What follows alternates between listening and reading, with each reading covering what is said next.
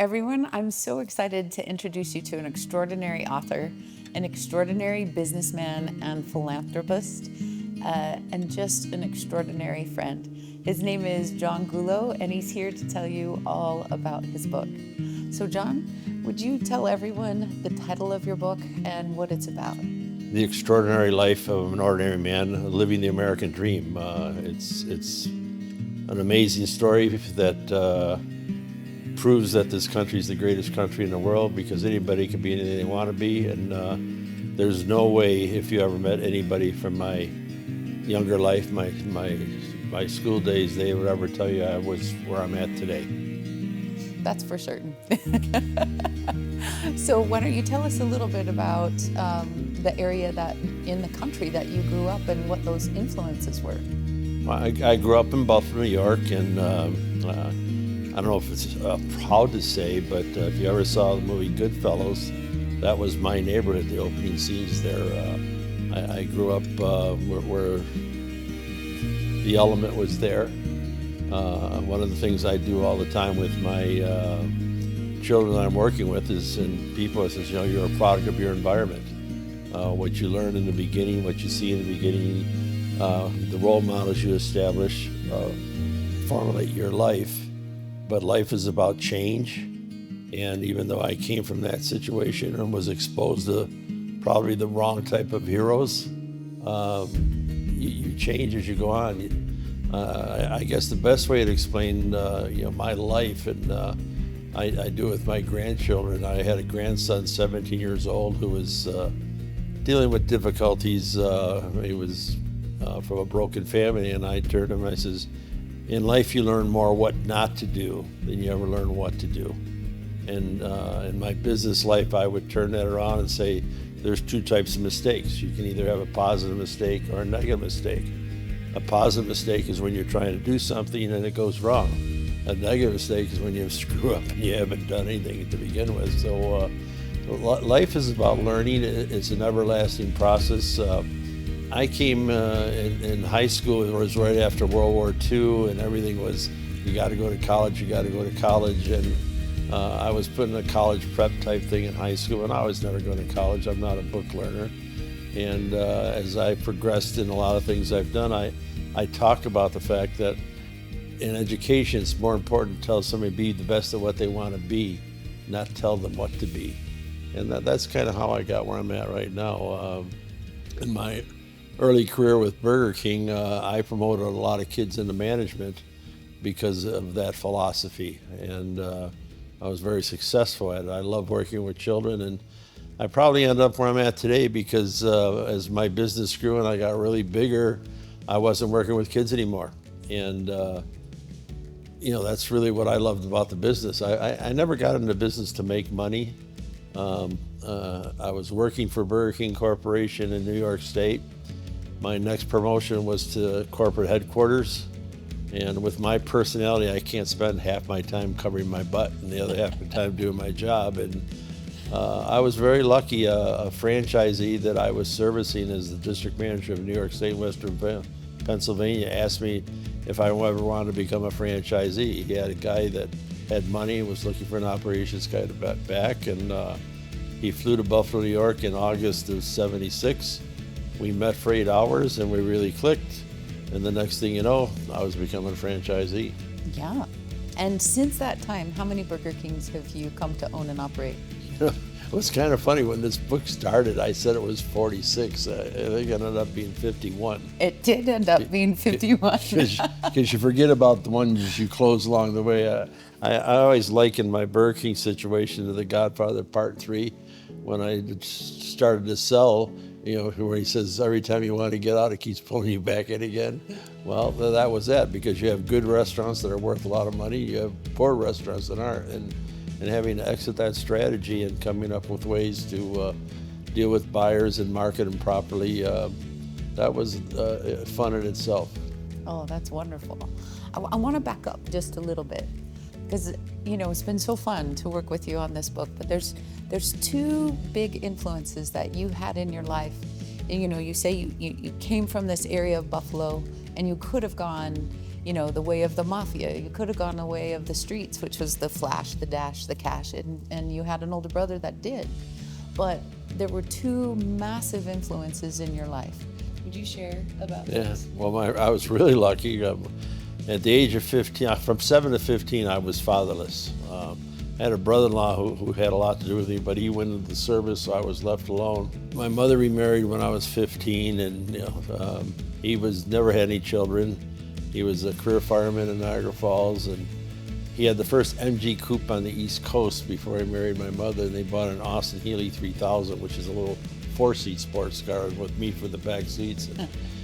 And one time they were going to go out to dinner with my brother. And back in those days, boats weren't on trailers. My brother had a cabin cruiser on pontoons in the driveway, and I was going to have to babysit his kids. And he parked the car in front of the boat, and they went out partying. Of course, as soon as they went out partying, it was clean. Hey, come on, you want to go over? Hey, we're having some fun.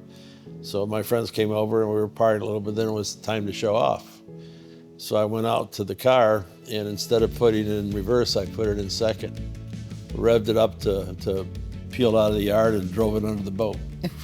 And there I was with the bow sitting right here by my face. And that evening, of course, all my friends left immediately. That's how good friends are. And father came home that night, and he was a few sheets to the wind. And I told him what he did, and he didn't say anything. And 2 weeks went by, and he didn't say anything. And then finally he sat me down. He says, "Do you realize what you did?" I said, "Well, yeah, I took the car. I didn't have permission. I smashed it up." He says, "No, let me explain something to you, son. When you're born, you got a name. It's a good name. It's what you do with that name that's important. Now, you've lost my trust. You have to understand the impact of losing my trust on your name." And it clicked. And then he turned to me, he says, "Punish yourself." And I gave up my driving license. I didn't drive till I was 18. I paid to fix the car. But that was the turning point. I mean, it's really that simple. You're a product of your environment. Having the right role models, the people who lead you is critical. And he taught me about honesty and integrity. And for the next 3 or 4 years, while I was still in his house, situations came up. I remember when I turned 18, and of course back then the drinking age was 18. He took me out and got me drunk. We both ended up on the street corner in front of the house throwing up, and he says, "See, it's not fun, is it?" So he was trying to be that role model of what not to do as well. Well, he was amazing because he never graduated from grade school. Wow. He was a hobo for a while. He was probably the most religious guy I ever met, but non-denominational. He didn't believe in brick and mortar. He taught me his golden rule. I don't know if I can say that right now, but it was basically the golden rule in his own vernacular, his own verbiage. But be true to your word. If you're right, never back down. And if you make a mistake, and later on in life as a Burger King franchisee, I had a vice president come to me and say, "My people have a problem with you." And I says, let me explain something to you. I says, I say what I have to say. I say it to the person I want to say it to. And if I make a mistake, I say, "I'm sorry. I kind of like me. Maybe your people got a problem." But as you went through the process with me on this here, my reputation is I say what I have to say. I'm not always the smoothest talker in the world, but you can't doubt my heart. As I later on in years and made a decision in religion, my favorite song in church was "Because I've been given much, I too much give." And I give away more money now than I ever thought I'd make. In 1998, when I sold my business, I formed the American Dream Foundation, not the John Gullo Foundation. And I love this country. And we produced a lot of patriotic videos. One was an award-winning video, and then I started producing videos for nonprofits, because I've been on both sides of I've been the guy being asked for money, and I've been asking for money. So I said, instead of all this paperwork, let's produce a 3.5-inch DVD. The guy can pop it in his computer. It's quick, it's easy. Businessmen are there, and it worked. I've had a lot of fun with that. Yeah. So I love that you had Red, who was your dad. He became your dad, and he really helped you with personal accountability and relationships and how to really show up in the world in a tremendous way. But in business, you could have gone a different way, but you had this incredible experience that set you on the course of what you've just been saying, service being so important. What was that experience? Well, I love working with kids. I never got into business to make money. The career path was made because I knew I'm a free spirit. My reputation when I was with the company is I did things that people normally wouldn't do in a corporate life, and luckily I made good decisions, and they turned out good for me. But it's really interesting because along the way, I've only read about 6 books in my life, and here I'm writing a book, okay? But I could go to a motivational speaker, and I can remember, everything I learned from that. My favorite one was in 1987.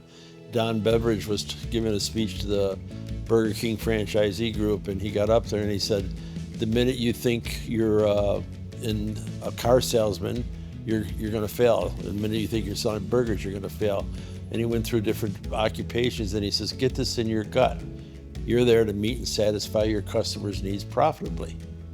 And that really sat with me. And now this was just before the 2000 when the computer thing went. And so I went back to my restaurants and all my throughway locations, because this is before cell phones. I put credit card only phones at tables. So if somebody driving down the interstate got off, wanted to make a phone call, there it was. They could. That was the way life was at that time. My city locations, I put automatic free shoe buffers, so the guy that's at work could come in there and buff his shoes. So even in the Burger King end of it, it was creating that dining experience. And I always really emphasized that with my employees,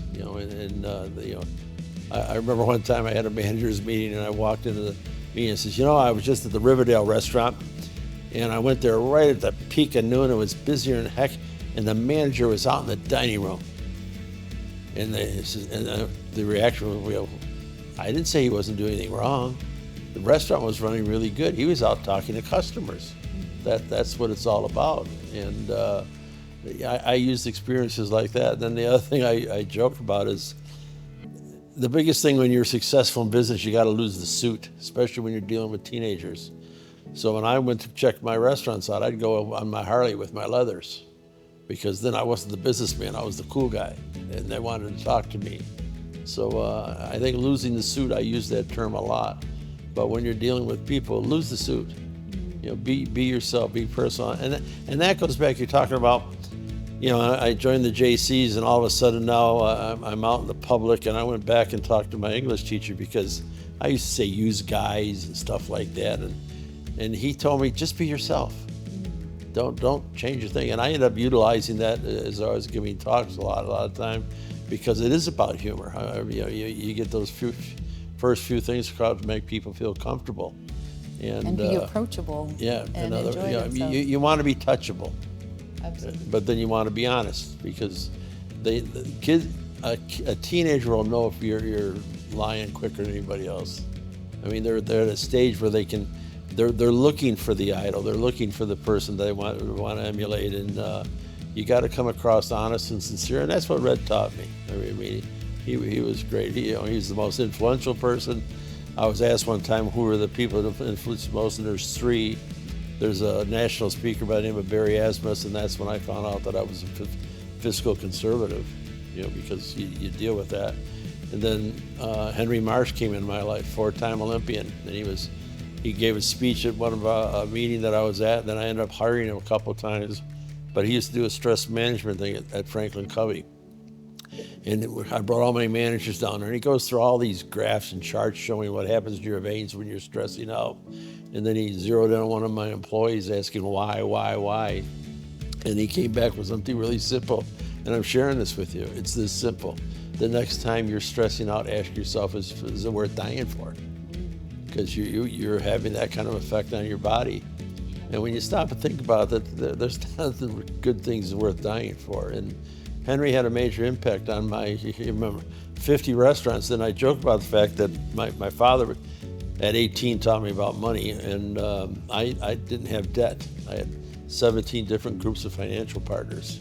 Wow. So it was like having 17 wives. And making them, running that and being fair and honest across the board, and balancing all of that. It still goes back honesty. At the end of the day, honesty. And I think in one of your interviews, a guy that I promoted into restaurant manager, Tom Mueller, ended up becoming vice president of operations at Burger King. And then new president came in, he lost his job, 2-year non-compete, he ended up being president of Wendy's. And he says, here I am working for Dave Thomas, the guy that developed Wendy's. And I went to him with a problem, and he gave me the same answer John gave me when he was my district manager in Buffalo, New York. And that's really simple. Just do it right, Tom. Just do it right. Follow your heart. And that's why I go back to the positive, negative mistakes. If you're trying hard, you're going to make mistakes, but it's a learning process, and every day is a learning process. Oh, that's beautiful.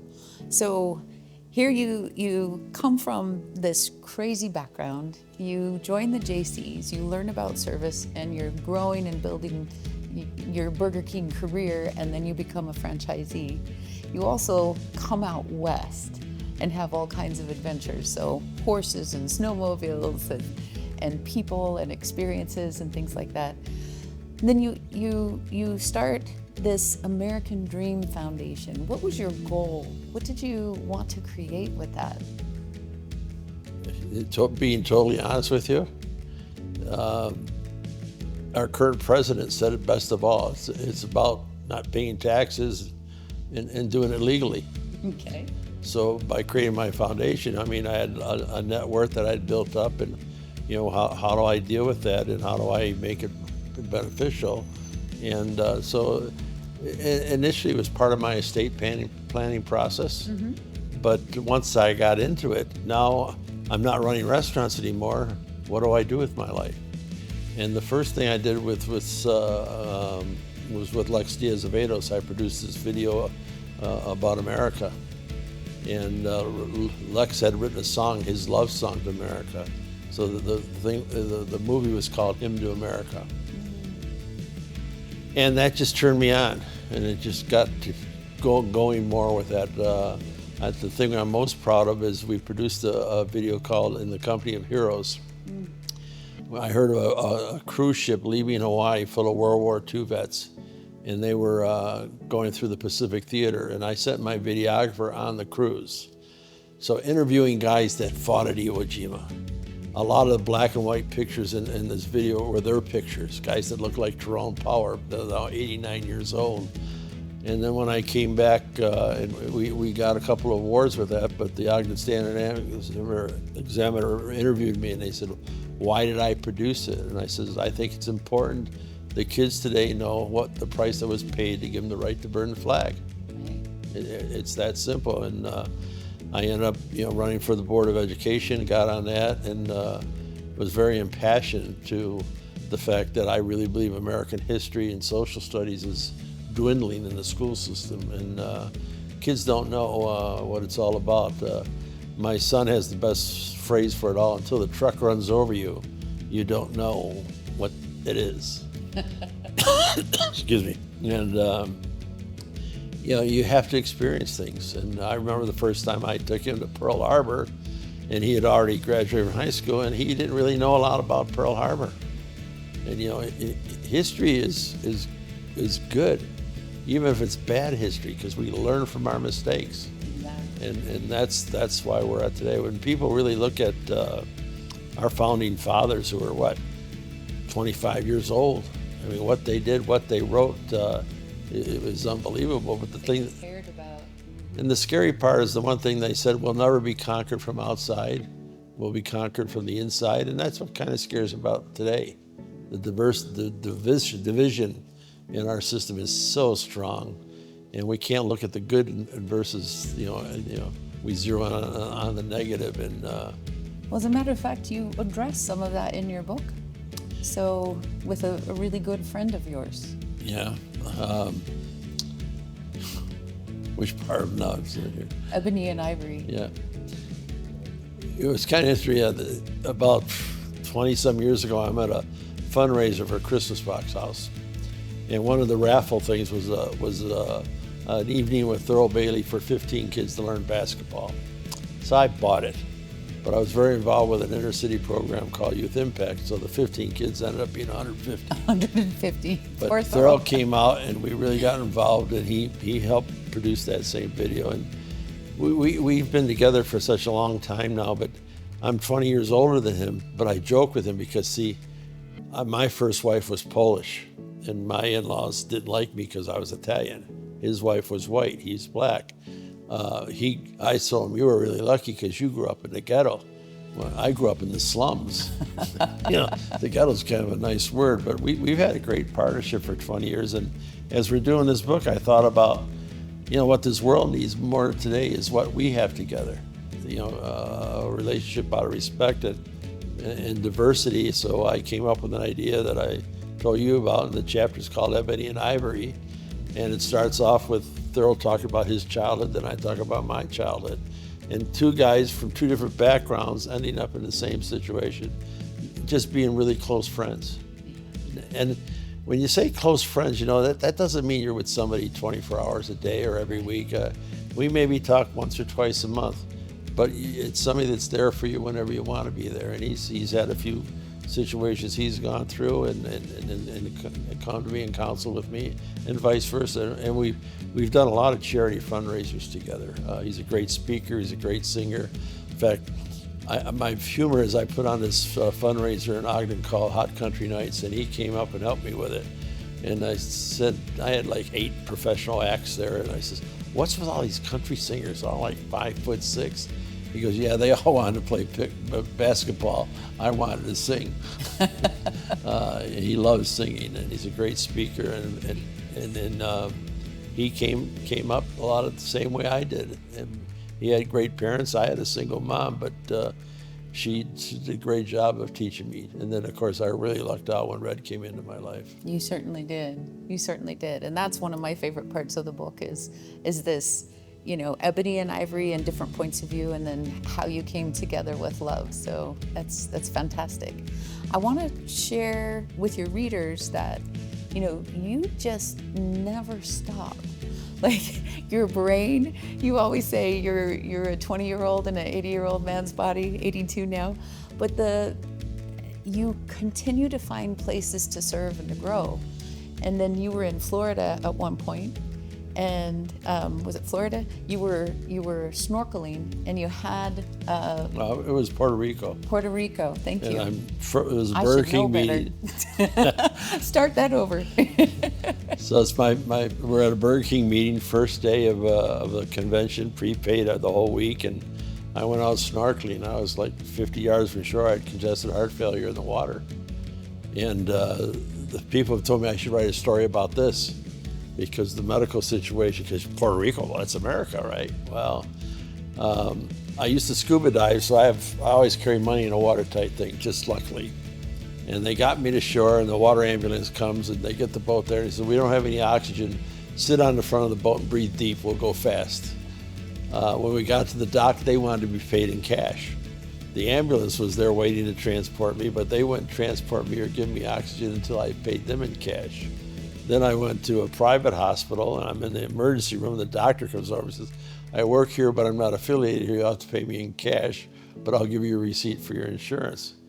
And then it just went downhill from there. I was snorkeling, so I had sand where guys don't want to have sand, so they get through a few tests, so they put me in a shower by myself. No soap, no shampoo, no nothing.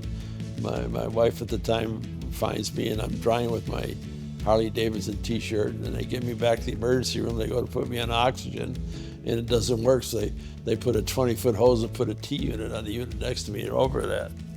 And it got worse. I'm sitting there, and my wife goes, I think he's got blood in his urine. I give her an unbranded test tube and tell her to get us a sample. And it got worse. Then the doctor turns to me and says, well, we're going to admit him. He's going to be on the second floor. It's kind of cold up there. He'll need some blankets. And she goes, well, what do we do about that? I said, well, there's a Walmart down the street. All they furnished was a top sheet, a bottom sheet, a pillowcase, no soap, no shampoo. And then you call your doctor at home. He's like, get your... No, I have a really good friend who's a doctor. I get him on the phone, and he says, let me talk to the doctor. And he hands the phone, and he asks the doctor, well, what are the enzyme tests? He says, well, we haven't done that yet. Well, how do you know he had a heart problem?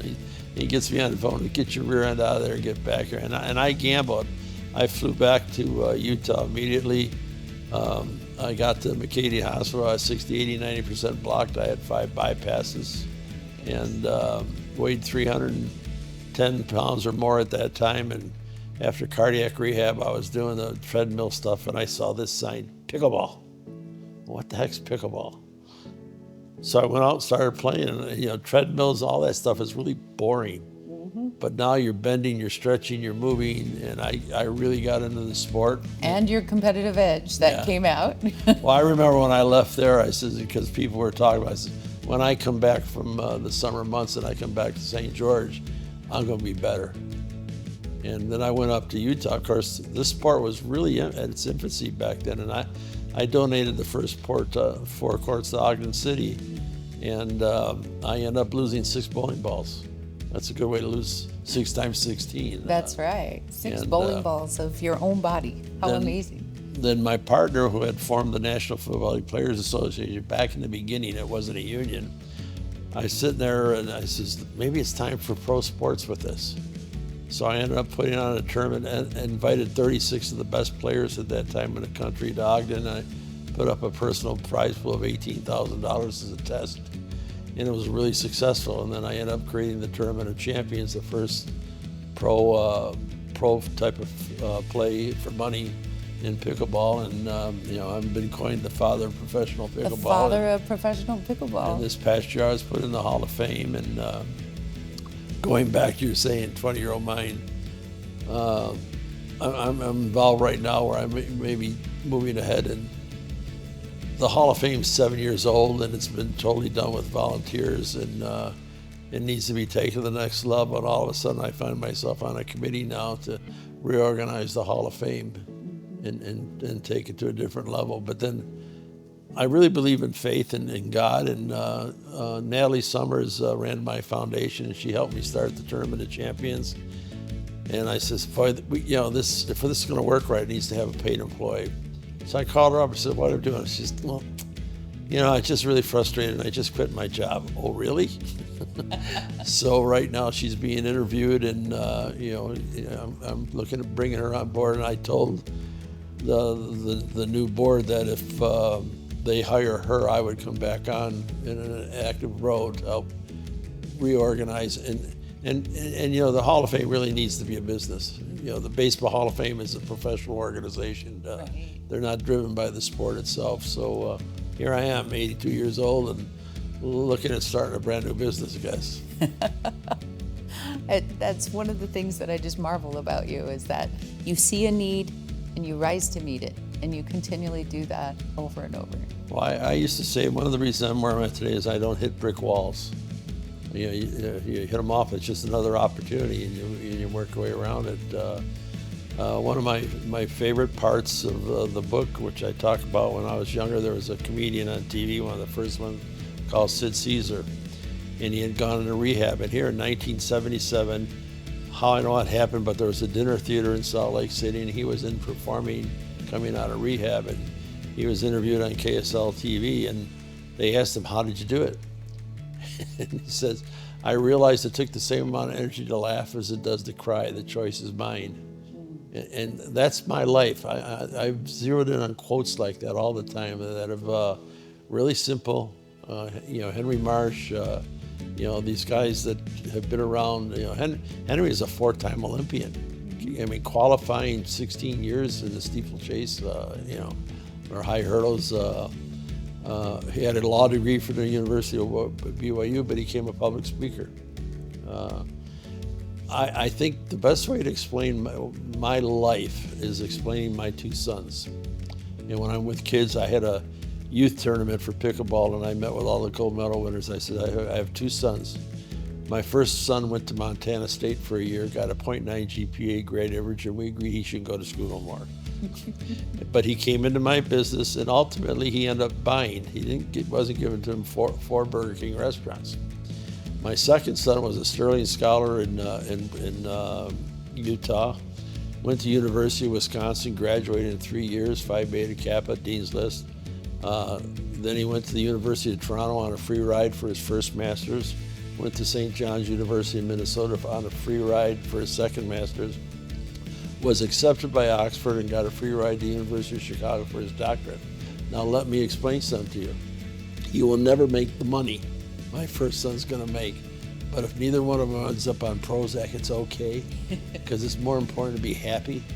And so many people today get locked into jobs for the dollar, and they hate going to work, and it causes all kind of, but I love my business. I love working with kids. I love building restaurants. That was the fun part of it. Operating was a problem. And It was a bugger, but going back, you talk about creativity. I'm sitting there in Grand Metropolitan buys Burger King, and they decide that they want to come up with this kind of a kiosk kind of Burger King concept. And I remember when I was in Buffalo, there was Ted's Hamburger and Hot Dogs. Only opened 4 years for the summer month. Phenomenal business. And then they got to take the rest of the year off. And I said, here I am in southern Utah, and we've got Zion's National Park. 6 months really busy. Well, do you invest $1.5 million into a building in Hurricane, Utah? So I sold Burger King on the idea of putting a Burger King restaurant in a gas station. First one ever to do it. which is crazy because they're everywhere now. First one was yours. I was in Europe. I was in Russia, and I saw McDonald's in a gas station. I said, "Father, forgive me. I know not what I do." But and the thing is, it was so successful in terms of return on investment. We made 100% of our investment back the first year. That's amazing. So then I did the second one in Beaver, Utah, and it only produced like a 27%. And my financial partners were complaining because they only made 27%. That was me. And then Burger King didn't know what I was doing, so they started sending people to me to tell them what I was doing. I said, "Well, this is nuts. I'm not the franchisor." So what I did is I started selling them my lease agreement and my partner, how I structured everything. Is here, give me X number of dollars for this area. You can take it back to California, let your attorney look at it, see what applies, what doesn't apply. But I started selling my agreements and how I did it to franchisees that were looking at doing it. I mean, and you took care of them and you made sure you were profitable. But where did I come up with? You're talking a kid that barely got out of high school, and stuff. In talking, how do I think of this stuff? I don't know. It just happens, and I believe in God. I've been really blessed to be where I'm at today, and I think that a lot of it comes from the fact that He gave me a lot of talent, and He's going to judge me on what I do with the talents He's given me. And there is a chapter in the book that talks about my religious situation and what things I ran into, and I don't care. This is me and Thurl. I don't care what race you are. I don't color. I don't care what religion. All I care about is how you treat me, and all you should care about is how. And whatever gets you there, I don't care what it is, whether it's Christian, born again Christian, Baptist, Mormon, doesn't make any difference. It's what Christ taught us. Do unto others as you have to do unto you. And like you see in the book, people, when you read it, it's phrased a little bit differently than my father taught me. Your father taught you, but yes. It is the golden rule, and that's what's the most important thing. Mm-hmm. And it's taught around the world, just a little differently, like Red did. So I'm going to have you look at the camera, Okay. and you're gonna invite someone to read your book. You're going to think about that person, and you're going to invite them to read your book. And you'll share with them a couple things that you really hope that they'll get out of it. Because what is it you want to leave people with when they read your book? In the beginning, as we started our relationship, you asked me, do I want this book for my family, or do I want it for the general public? In talking to a few of the people you interviewed, like Tom, there's something for the public. So what I think as we do each chapter, we talk about life lessons. What did this happen? How has this impacted me, and how you can take it forward. So it's really about sharing life lessons. doing the things that you need to do when you need to do it. One of the things that I talk about with my grandkids, the most important thing you can do in life is to learn how to communicate, and it starts with your spouse.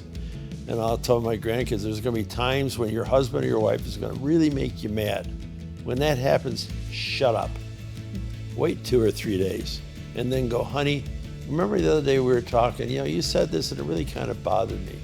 And I take that back to my street days. You picked turf. If you're going to have the fight, you want to be on your grounds and when you're doing it. So I spend a lot of time with my grandkids, teach them that. There's a lot of things in here relevant to finances. How do you deal with that? Life is really so simple. We have a tendency to overcomplicate it, and I think in the chapters when you read them, it's going to share with that you. There's also humor. There's one chapter, Boys Will Be Boys, and I've pulled a lot of pranks in my life, and there ain't nothing wrong with pulling pranks. You get out of your shell. The thing that you're going to find out is at the age of 21, when I joined the JCs, I was an introvert. And all of a sudden I became a JC, and it wasn't John Gullo, it was John JC. And the JC was, community leadership training through community service. And that's exactly what it did with me. And all of a sudden I got involved, and I think there was a project with the Niagara Falls JCs called the Holiday for the Handicap at that time. We don't use that terminology anymore, but the aquarium in Niagara Falls would shut the doors for a day, and they would allow all different types of challenged individuals to come in, and the JCs were there. And I took a group of special needs children through it, and I said, this is great. And I came up with the idea because it's Niagara Falls, and of course, in Niagara Falls, Canada, you got Trousseau's, Miax, Vizim, all these other activities. And I got together with the Ontario JCs, and we created the International Holiday for the Handicap. And we got all these facilities to close for a day to the general public and host all these kids. And there was JCs from Long Island chartered a plane and flew kids up. It ended up being third place project of the year in the national JCs, but that's really got me going on putting on events. And that's what led me to the biggest thing of all in Utah. In Ogden, they had never had a 4th of July celebration. And we created the Hot Rockin' 4th. Now, my son's really into demolition derbies. And, they draw 4,000 or 5,000 people, whereas minor league baseball maybe shows 1,500. So I asked my son, does this happen all the time? He said, yeah. So we created this demolition derby on the 4th of July, and we did the concessions out of Burger King ourselves the first year, but the project evolved over 14 years. We call it an event of the people, by the people, for the people. We staffed it with charities, and for every volunteer hour, we give a charity $10 an hour for every hour they put together. And we raised over $750,000 in the course of that 14-year period. But again, the showman part of me is when it came time for the fireworks, what's everybody wait for? The ending, right? So I had 2 endings. I did a 20-minute show, but I ended it at 12 minutes, and everybody thought, oh, well, and all of a sudden, it was to music. The music would come back up with a crescendo, and the fireworks would start again, and we'd have a second ending. And other people around the country started emulating that too. Well, a lot of that stuff in pickleball. With the first tournament, I was the first one to come up with the large trophy. And it was named after Bob Lanius, who wrote the software that tournament's done with. Now, every tournament there is in the United States gives away, it's a symbolic trophy. They all get medals, but that all happened there. I was the first one to pay referees, first one to house referees. I was the first one to live stream pickleball on YouTube. It all came from little old Ogden, Utah. Yeah, and you're kind of not just the father of pickleball, but the pickleball prophet. And we'll end on this, and that is, what did you say was going to happen to pickleball? In 2018, I was interviewed by a podcaster, and he asked me what I thought. I says, I think it was 6 years, it turned out to be 5, but I says, you will see these events closed. It'll be pay to see it. It won't be just open up. It won't be free. It will evolve, and it has evolved. There's two pro tours now. There was an 11-year-old girl, Ann Waters, that played in my tournament, won gold at 11. Wow. She's making $3 million a year now. As She's a pro as an 18-year player. as a pro player. And you were the first one to play. Yep. First pro one. players. All happened out there. That's awesome. Yep. Well, John, you have absolutely lived quite a legacy, and you're leaving, incredible things. But I love that you're not stopping. You have John Gullo Home for Children in Mexico. That is your current project, along with the Hall of Fame, Pickleball Hall of Fame. So you just continue going and going. What's one last thing you would like to share with your readers? What would you like them to know about what is possible for them in life? It's the old saying, it's better to give than it is to receive. The joy in life is giving. The joy in life is seeing what you do, emulate, and benefit others. I was asked one time what my legacy to be, and I says, if I touch one kid and the kid remembers, that'll be enough for me. But one thing I didn't talk about real quickly is, I've been old enough to be through every type of music there was. And the Ogden Police Department came to me because there was a gangbanger that was making bad rap CDs and giving them out to kids. And they asked me if I would produce a CD for the police department because it's about not arresting them all. So we produced the CD. We played it for the inner city kids that I was involved with. Of the 11 songs, 4 of them got 10s. The rest got 7s. But it was quality music, and that was pretty inspiring. What's funny, it's on iTunes. I still get like 30 cents a month in royalties. People are still downloading it, but very, very involved with the police department because it's about prevention. You can't arrest, like Scott Conley, a really good friend of mine who was head of the gang unit. You can't arrest them all. Right. So what he did is he took these CDs and the officers had them. So if they saw some kids standing on the corner, they would stop and start talking. Hey, by the way, you want some CDs? And that's the community relations part that I loved about it. Yeah, and that community's been so big for you your entire life. It's lovely. And any last things that you want to say to your reader about what's possible for them? Anything's possible. Anything's possible. My brother had a saying, there's no such thing as bad business. There's only bad management, and a good manager can manage his way out of anything. What I learned in life is provided you have enough capital. But it's the truth. You take the negative and make it better. In business, one of the biggest problems I think businessmen have is when times get tough, they have a tendency to minimize their losses. And that's when you need to spend money. That's when you need to really get behind it and create that dining experience that Don Beveridge taught me. In other words, that's when you need to spend the money. It's easy to spend money when you're making a lot of money. It's harder when you don't have it. Anything else you want your reader to know? Life's good. Enjoy it. You look at every day and say, this is the first day of the rest of my life. And there's always something you can do. And I was born on February 29th, so I've only had 20 birthdays. And I joke to this day, I got a 20-year-old mind and an 82-year-old body. I've been working with a personal trainer now for about 6 months because your body does go. But it's hard to turn off. And it's just participate. Don't, one of the things when I did the 4th of July, I says, this event is an event of the people, by the people. This is the way it was when I was a kid. The government didn't do stuff when I was a kid. It was community organizations that put on fairs and what have you. And then all of a sudden, we're doing stuff with our tax dollars that we should be doing out of service. And I talk about that a lot. I'm really a libertarian at heart. And that's I'm a fiscal conservative, social moderate, but I love people, and I agree to disagree. There's nothing wrong with that. Absolutely. Everybody's entitled to an opinion. It doesn't mean you're going to win me over. I'm having fun right now because have a great partner, and she's a little bit to the left, and we go round and round, and I says, the problem today with the media is that you're not getting any facts anymore, you're getting opinions.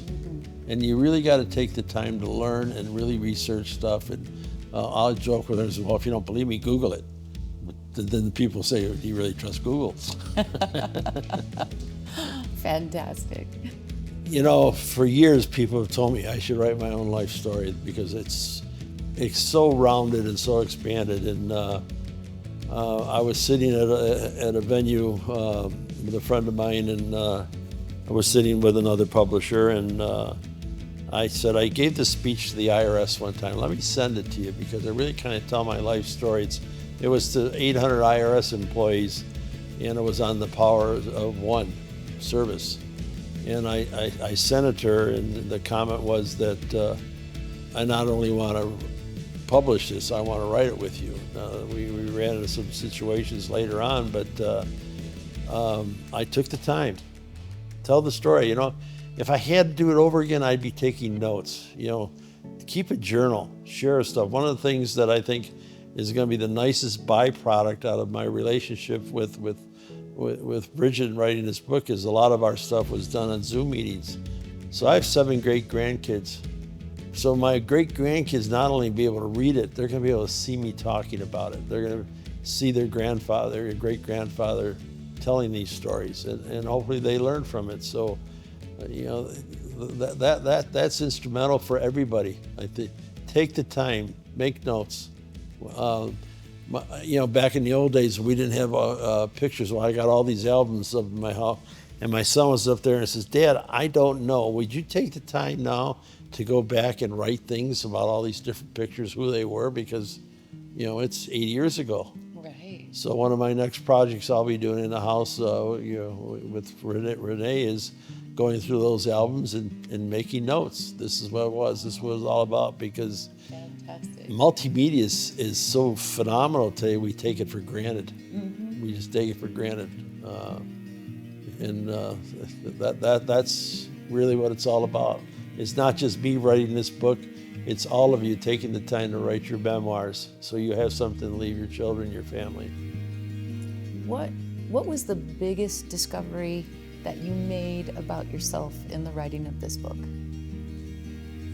The biggest thing I learned was in the interview process, how many people's lives I've impacted positively. It was never my goal, but listening to people talk about their history with me, the 2 quotes that I remember the most, that I think are most important, Mayor Godfrey in his interview said, in order to be successful, you got to think out of the box. Gullo don't even know what a box is. And then, of course, with my personality, there was Don Belknap, the president of the school board, said the best way to describe John, he's got an admiral's mind with a sailor's mouth. Humorous, but and by sailor's mouth, I don't necessarily mean bad language. Mm-hmm. It's a little bit of irreverence. Well, I'm an in-your-face guy. I mean, and one of my friends says, just don't be around Gullo when he goes off Sicilian. You can take the man out of Buffalo, but you can't take the Sicilian out of the man. And again, New Yorkers are somewhat sarcastic. Oh no! And the greatest thing about my relationship now is, the girl I'm with, the lady I'm with, thinks that I'm funny, and it is meant to be funny. But she says, "Can't you ever give me a straight answer?" I'll give you a perfect example. We're going to the pool, and she says, "Are you getting the pool?" "No, I'm just carrying this towel." Those are the quips that are just there. They're spontaneous, and she gives them right back to you, which I love. But my son and my grandson are the same way. My great granddaughter-in-law, or daughter-in-law, my Dalton's wife, said it best of all, because she's dating for the first time, and we're in Jamaica, and Johnny goes, "Let's have a group picture." And he gets a picture. He says, "Sarah, you get on the end in case you're not dating next year. We'll cut you out." Oh, gee.